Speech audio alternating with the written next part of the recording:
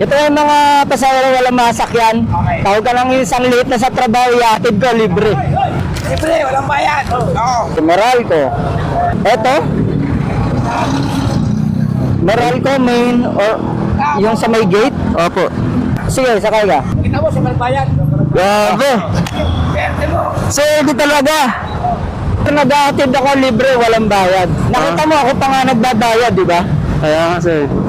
Kasi nga, maraming ano dyan, stranded na pasahero. Oo. Kita mo ang dami nyo ron, di ba? Opo. Laging puno eh. Bus, laging puno. Laging puno. Oo. Oh, ayun ang dahilan kaya ako naghahatid ng libre dyan. Pagkababa mo, babalik uli ako ron. Oo, I-rescue ka naman yung ibang mga kasama mo doon. Oo. Kasi matindi ang ano dyan, matindi ang traffic dyan. Anong oras ba pasok mo? Alas 7 pa lang. Yeah. Mag-alas 8 na nga eh. Ano eh. Ibig sabihin kanina ka pa ron. Oo, kanina pa eh. Mga anong oras ka pa doon? Ano po? 6:40 yata yun. O, edi isang oras ka na ron nakatayo. 7:30 yung pasok namin. Tapos 6:40 umalis na ako nun sa bahay namin. Hindi lang ikaw ang ganyan ang sitwasyon doon.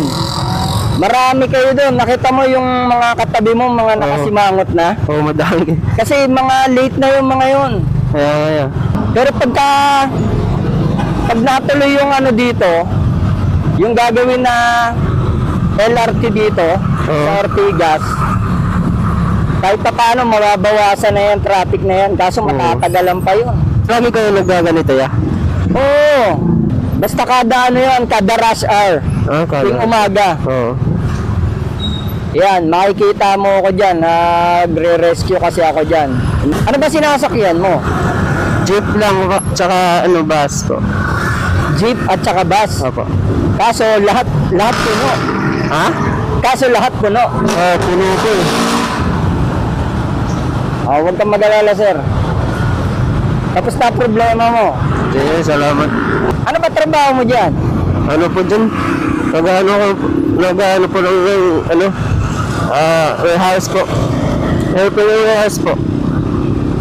Warehouse? Oo. Eto dito ka? Opo. Tapos, tatawid ka dyan sa pumunta overpass? dun. Ayan, sige. Oops.